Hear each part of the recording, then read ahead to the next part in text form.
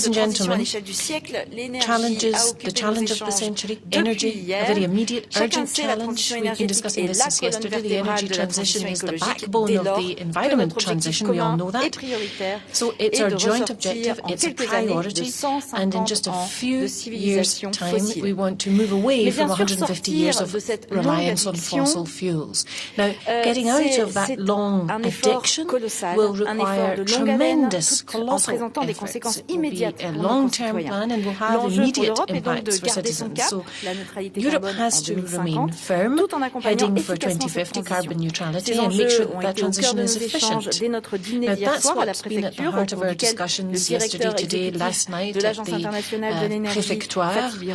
Fatih Birol, the Director General of the International Energy Agency, presented a view of a low-carbon world. Three topics: energy prices, energy efficiency, hydrogen, have been at the heart of our discussions. You all know that we are seeing a historic rocketing of energy prices, comparable to the oil crises of the 1970s. The markets are volatile. Households are seeing their energy bills going up. It's difficult for people to afford these energy bills.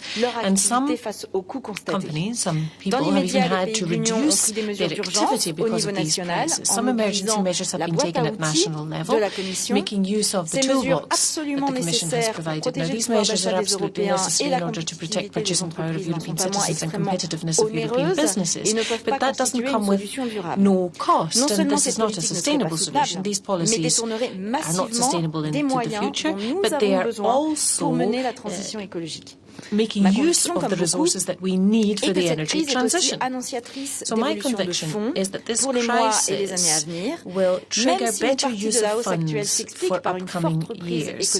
Now, to some extent, the growth of the economy as a whole and other structural issues in the gas market have resulted in this energy crisis. So we need more structural changes linked to this energy change. And we need to anticipate on how the dependency on fossil fuels might hit us hard over the next few years as well. Of course, we have to preserve Europe's acquis in terms of energy. It's the European market that enables us, in the best possible conditions, to optimise the production and generation conditions within the European Union and guarantee solidarity in terms of security of supply. In other words, if the wind is low in one country, you can still get the low-carbon energy being produced by the North Sea windmills. And if generation is insufficient, the fact that we have a European network means that we don't end up with a blackout. Increasing decarbonisation of energy generation, lower exposure to the volatility of fossil energy sources, and both consumers and our economies have to be protected from excessive fluctuations. So this crisis must be transformed into an opportunity to improve the current regulation on the energy markets. To a large extent, these markets were built before the green revolution that we are seeing now. Reforming the energy market has been part of the interstate discussion. That's happening. We've got consensus of the fact that an integrated market is of tremendous advantage, and a majority of member states feel that we must further build on that, in particular on the retail market. And I set out some proposals on behalf of France in December, and those have been welcomed. The Commission, for example, has been thinking about access for consumers to fixed prices in the longer term, protecting against supplier failure, and also much stricter rules when it comes to gas storage. So today's meeting enabled us to make progress on our mutual understanding of the challenges that we currently face, and also to sketch out the way forward. Christian Zinglersen, the director of ACER, also shared some thoughts with us in advance of the publication of their report in April. Finally, our working programme is clear. We need to be more efficient, better interconnected. We need greater solidarity, in particular when it comes to security of supply. We need to better protect our consumers and enable them to profit from the dividends of decarbonisation. We talked about energy efficiency, which must be our top priority, bringing consumption down. Very often we see wasteful use of energy, and that's an essential lever when it comes to achieving our climate goals, reducing energy bills and also reducing our dependence dependence on international markets. In particular, energy efficiency must be more systematically taken into account in public sector policy. And in a very tangible and concrete way, all of the energy ministers this morning agreed that we all sign up to that, and that will be one of the main underlying principles underpinning the Energy Efficiency Directive. The Energy Efficiency Directive, which is part of the Fit for 55 package, is the basic pillar on which this whole package will be constructed. Each member state has to make efforts in this respect every year. It's difficult, but it's a virtuous cycle. The Commission's proposals are ambitious, but they are necessary in order to enable us to achieve our 2030 climate targets. We had an in-depth discussion on the crucial importance of those commitments for decarbonisation and also for preventing energy poverty. We all recognise how important it is to bring in a certain amount of flexibility for member states as well. So speaking more concretely, tertiary buildings, the construction sector, consumption of energy and transport and energy are all going to be a focal point. In order to make this transition a success, Europe must make sure that it is socially fair and just, and that was already part of our discussion during yesterday's lunch. Finally, we talked about one technology, hydrogen, that will play an increasingly important role in decarbonisation. This will be indispensable for those sectors that are most difficult to decarbonise, industry, heavy transport, for example. So at the level of the European Union, we want to mobilise hydrogen and further develop it. Security of supply, competitiveness, decarbonisation and industrial development are all key words. We need to consider the point about the maturity of the hydrogen market. It's still being built up, and that means we need a flexible framework for now in order to allow new solutions to emerge. We need sufficient quantities of decarbonised hydrogen, making sure we don't end up overly reliant on imports. A European industry for hydrogen would be an opportunity to stimulate resilience, create local jobs, stimulate the economy, and make sure Europe becomes a global leader in this field. We are all convinced of the fact that we need a European hydrogen market, taking account of the diversity of low carbon and sustainable technologies that exist. There are disparities across the member states, and that's quite right. It's quite legitimate. We have different strategies when it comes to the supply of hydrogen. Some are in favour of electrolysis, others are based more on capture of CO2, use of vapours, others would prefer imports from third countries.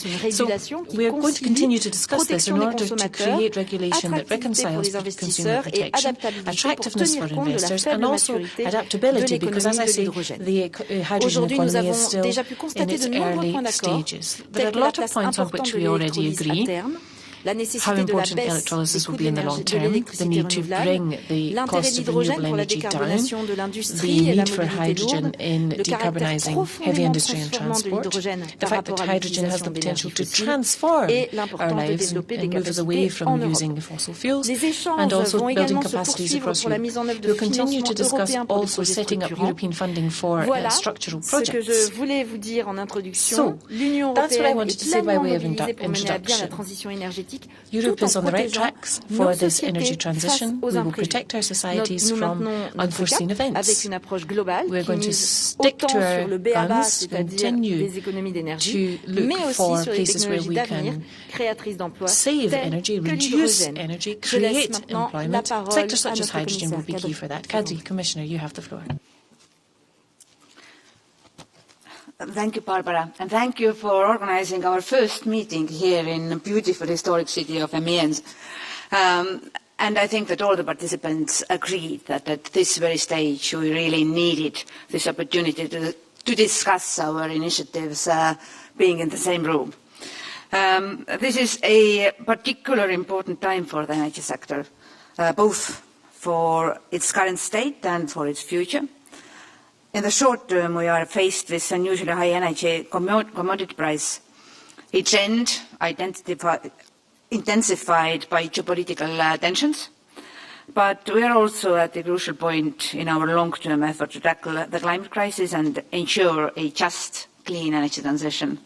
To cut emissions by 55% within this decade and ultimately reach climate neutrality by 2050, we need already now to set the course that will get us there. As Barbara explained, we discussed both these challenges right now and in the future, both yesterday and today. And let me start with the situation on the energy market. In recent months, we have seen global gas prices reach historic highs, and this having a knock-on effect on the energy prices in Europe. Consumers and businesses across the EU are struggling to pay the bills, and governments have stepped in to cushion the impact of the unusually high prices. The toolbox that the Commission put forward last October remains a reference point. It has given Member States the flexibility to respond to the latest developments, but in a way that doesn't distort competition on the EU internal market. Meetings like today are a good platform to share the ways different Member States have tackled this common challenge. According to our analysis, 22 Member States have taken steps to address the situation they face, suggested by our toolbox. This includes adjusting taxation and duties, as well as direct income support, vouchers and other measures to provide short-term relief to those most affected. According to our preliminary assessment, the measures taken beyond taxation and duties benefit around 70 million household customers and several million SMEs and micro-enterprises.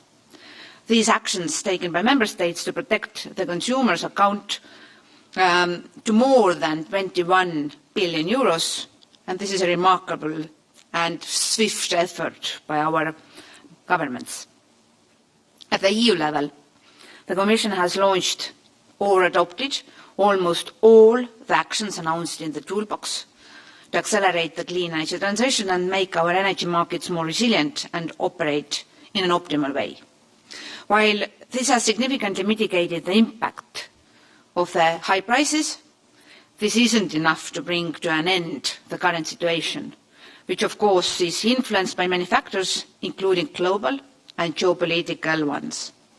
Today we had an exchange on how we could broaden the options at our disposal. This includes looking at the functioning of our electricity market. As you know, Acer is preparing its report on the benefits and shortcomings of the current electricity market designed by April. We also discussed other ways within the current legislative framework that allow citizens to benefit from the integration of clean technologies in the energy system. This can help to keep prices down and maintain the trust in the fairness of the transition. The comments made around the table today provide important input for our ongoing work. We also focused on the security of supply. The gas storage levels in the EU are significantly lower than usual at this time of year. Many ministers mentioned how the situation beyond the EU eastern borders creates uncertainty on the markets and how the gas flows from Russia have dropped significantly in recent months. I updated the ministers on the discussions we had this Wednesday in the gas coordination group. My message is that Europe has a robust, well-diversified and resilient gas infrastructure and clear procedures on solidarity in case of emergencies. But we need to remain extremely vigilant, improve our risk preparedness and reinforce solidarity between the Member States. The Commission is deepening its analysis of different scenarios to make sure the existing national plans are fit for purpose, in particular considering the recent developments and level of storage. The Commission is also discussing with our partners the potential to increase supplies to Europe. On 4th of February, I will attend the Southern Gas Corridor Ministerial in Azerbaijan, and on 7th February, the EU-US Energy Council in Washington to continue these discussions. In December, we proposed a revision of the security of gas supply regulation to improve the coordination among Member States regarding gas storage and introduced new provisions to enable the voluntary purchase of strategic gas reserves by Member States. The objective is to enable a more efficient use of storage capacities and to ensure adequate gas storage levels. But as I have said many times before, the only lasting solution to our dependence on fossil fuels and hence volatile energy prices is to complete the green transition. Renewables are already today in many places the most affordable energy sources, and that trend will continue as technology develops. Renewable energy is also as a rule, local and therefore comes with fewer security of supply risks. This is why our discussions on the different elements of the Fit for 55 package are not only important for our climate goals, but for ensuring the security of supply and affordability of energy in the coming years and decades. I want to particularly underline the importance of energy efficiency. In June, we proposed to update the Energy Efficiency Directive and increase our ambition in this regard. Using less energy and in a more efficient way is necessary to make the transition more manageable, as well as to cut energy bills both for households and businesses. Energy efficiency first should be the foundation of our energy policy in the EU, national, regional and local level. Finally, we also had a very good exchange over lunch on hydrogen. In less than a year and a half, we have taken practically all the steps needed to set up a legal framework for hydrogen to become a realistic option for hard-to-abate sectors. I have seen a lot of confidence around the table about the prospects for developing a real European hydrogen market with strong EU industrial players. I believe this note of optimism was the best way to conclude our meeting today. I leave Amiens today even more aware of the colleagues' position that there are challenges in front of us, but I'm also leaving with more confidence that Europe has the strength and the determination to stay the course towards a clean and just energy transition. And I'm looking forward to working with the French presidency in the coming months and take closer to our goals. Thank you.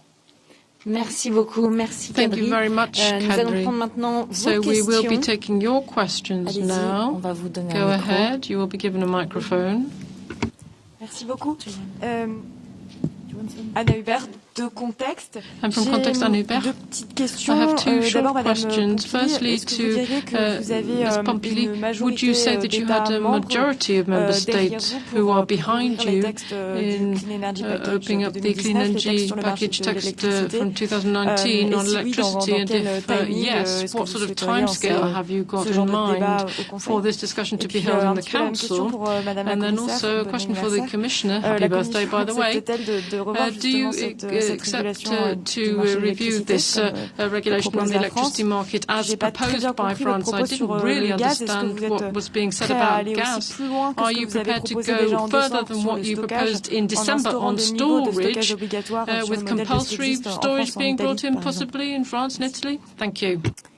Alors, je laisserai Kadri répondre So I'll pour let sa Kadri partie. answer her Ce que nous part of that avons question. eu What aujourd'hui, we c'est une had today discussion was sur la a base discussion on the basis of initial des premières remarques faites par la SER, comments puisque la SER était made avec by nous. the SER, because they On were attend with tous, us. en fait, les And in conclusions du fact, rapport we're de all la SER waiting pour for the avoir des SER's éléments report and its précis, des conclusions so éléments we can have some renseignés, precise and documentés clear pour pouvoir foundations ensuite, and documentation upon which l'espère, to avancer move pour forward. une révision And I du hope marché. that we'll be able to Moi, ce que je have a souhaite, revision c'est of that qu'on puisse market. à la What I fois, would hope parce qu'il is ne faut pas that se tromper, à la whilst fois not making any rappeler mistakes, l'importance de we ce can marché. recall Nous en the avons importance besoin of this market. pour We pouvoir need this assurer market justement so cette that we can solidarité entre les ensure pays that there is membres solidarity pour amongst member states l'approvisionnement en for électricité, c'est electricity extrêmement supplies. important, That's mais extremely aussi tirer des important. leçons But also we de want ce to que nous learn vivons aujourd'hui, qui est lessons une from the crise, situation we've experienced today, which is très très forte a very et que nous n'avions pas hard connue. Elle crisis est un that peu de we l'ordre de ce qu'on a haven't connu dans les had, années or at least it's 70 similar to what pour le we pétrole, experienced with pour oil in the ajuster 70s.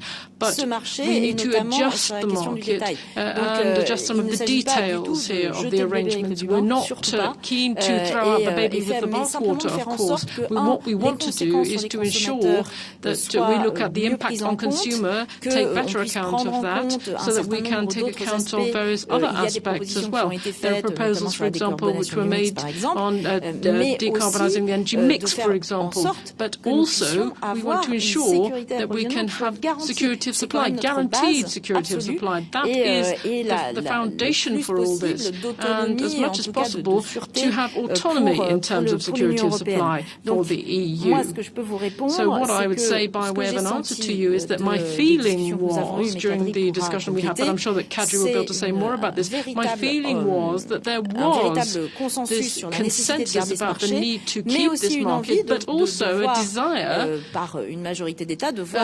by getting a majority to make certain adjustments. But everybody agrees that we need to wait till we get the results of the SER report before we take this further. Thank you. If I may add, then, according to our view, the common electricity market has served Europe well. It has ensuring the electricity demand is met at all times. And it also has incentivized the investments to renewables. And with a recent exception, it has kept the prices low and stable. That said, as Barbara already mentioned, we are analyzing if and how the system could be improved. And as it was already mentioned, our agency, ACER, is conducting an assessment of the benefits, but also analyzing the latest drawbacks of the current wholesale electricity market design. And based on their April analysis, which looks specifically at how to protect the consumers from price volatility, we will design our future steps. And in addition, we need to make sure that the benefits of the affordable green energy actually reach to the consumers. And this year, from Commission side, we will, for example, issue guidance on renewables permitting procedures and power purchase agreements to make sure that green energy reaches to the market quickly as possible and is available to all those who want to use it. Because also our analysis shows that in these markets where there are more renewables available, the price hikes have not been so serious. Thank you. Je suis d'accord et je tiens à Well, I ajouter would un point. agree, and there's a point I'd like to add. We really need to bear in mind that we are involved in a big change, a major change in the way that we produce our energy and we consume our energy. So we can't look at all these aspects separately. It's a question of a package. That's the same with the Fit for 55. We want to move forward on all fronts because, of course, if we make an improvement in yield of energy efficiency, we'll have fewer problems in getting supplies of electricity. And the same thing applies to developing renewables. If we develop renewables massively, and that is a priority, an absolute priority for everybody, that will allow us, in turn, to change the way that we approach energy markets and also the way we view dependency on third countries, particularly those countries who provide us with gas. Autre question? Any other questions? Oui, on a une question en ligne. Yes, we have a question online. Allez-y. France Picardie. Est-ce que vous m'entendez? Can you hear me? On vous entend. Yes, we can hear Bonjour you. Madame la Ministre. Il y a eu beaucoup de manifestations. Good afternoon, Minister. À Amiens, agriculteurs, la bétonisation des sols, associations écologistes.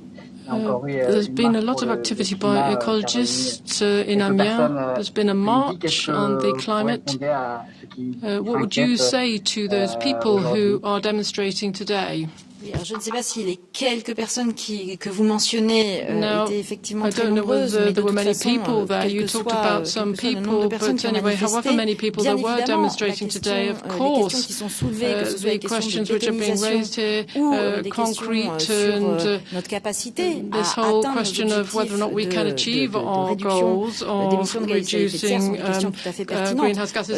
Sur la bétonisation, nous avons des mesures qui ont été prises au niveau national, notamment taken nationally in the climate and resilience law, for example, to reduce the environments being made more artificial. And now we need to look at this with regions and local authorities so that we can have implementation of this at local level.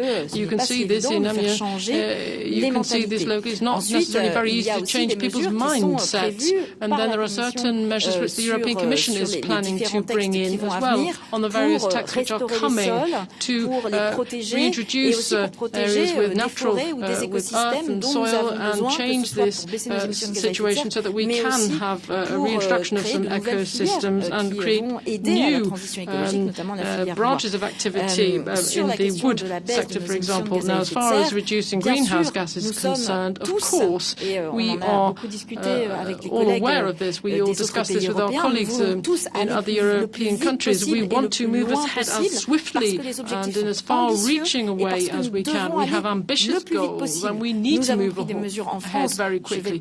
We have taken measures in France. I won't give you a rundown of everything we've done now, but for example, we have increased our reduction of carbon emissions twofold since 2017. If we want to improve the situation, we want to do even more. We've got to double that even further, double that again. But one thing which took up our attention during these meetings was that we wanted to have a just way forward to take account of the social impact of any reform. We are convinced of the fact that an ecological transition is going in the long term to create new jobs. It's going to change our economy, and this will be something which has a positive impact for citizens fairly soon. So we need to go through the transition to get there, but in order to do that, we need to make sure we have the tools in place so that our citizens, particularly the most modest households, are not affected, or at least if they are affected, there will be compensation in place. It's very difficult for everybody everywhere, but we have got ideas. We have an exchange of ideas of how to get there. And this was really what we were saying when we had a discussion about transport and prices of carbon and the building, the construction industry. They are right, of course. We know that we have a long way to go. We need a lot of political resolve to get that, and we have that resolve. Merci. On est bon. Merci beaucoup. No further questions. Thank you very much. Ah, last but not least. Merci. Simon Carreau de Contexte. Thank you, Ma Simon question Carreau s'adresse à from vous justement. Context. My question is Il for a beaucoup you, été question des Minister. textes du paquet climat We've talked a pendant lot ces 2 about jours, the text of avant the climate package in the 27 format in bilateral over the last 2 days. Are you more or less optimistic than you were 2 days ago about the possibility of getting general orientations on this text under the French presidency? Thank you. Plus optimiste. I'm more optimistic. Pourquoi je pars plus optimiste? Let me explain Parce why. que, et c'est pour ça que je voulais qu'on organise une réunion And très that's tôt why I en début wanted de us to présidence, have this meeting so early on under the French presidency in a face-to-face format despite the COVID crisis, because when we get together and actually talk to one another in person, that enables us to understand one another better, and that's so important in order to enable us to have a more productive, constructive conversation about what some people would like to see happen with the text. So at this early stage in the presidency, that enabled us to identify the different problems. We've been able to see what points we agree on, which points we still need to do further work on. And Kadri will give us her opinion on this in just a moment, but it seems to me, my feeling was that there's a tremendous willingness of all of the member states to make progress as quickly as possible, taking account, of course, of the constraints that we face. But the package, the Fit for 55 package, is ambitious, and that ambition, I think, has the support of everyone, and that's extremely important. There's no one left questioning that. We're no longer talking about should we do this, it's how do we do this, and that's an essential starting point for moving towards consensus, and I do hope that we will have as much consensus as possible by the end of this presidency. I can only confirm the message that Barbara was giving to you, that there is a willingness to find a common position. Of course, every member state has some individual and very specific worries, because every member state has a different energy mix, different starting position. And overall, everybody is worried that to achieve our climate targets, we need strong public support. That means that we have to be clear that this transition is happening in a just way. There are, well, in every piece of the Fit for 55 package, proposals that addressing this consideration. There are additional funds for member states that they can use for regions and for most vulnerable consumers.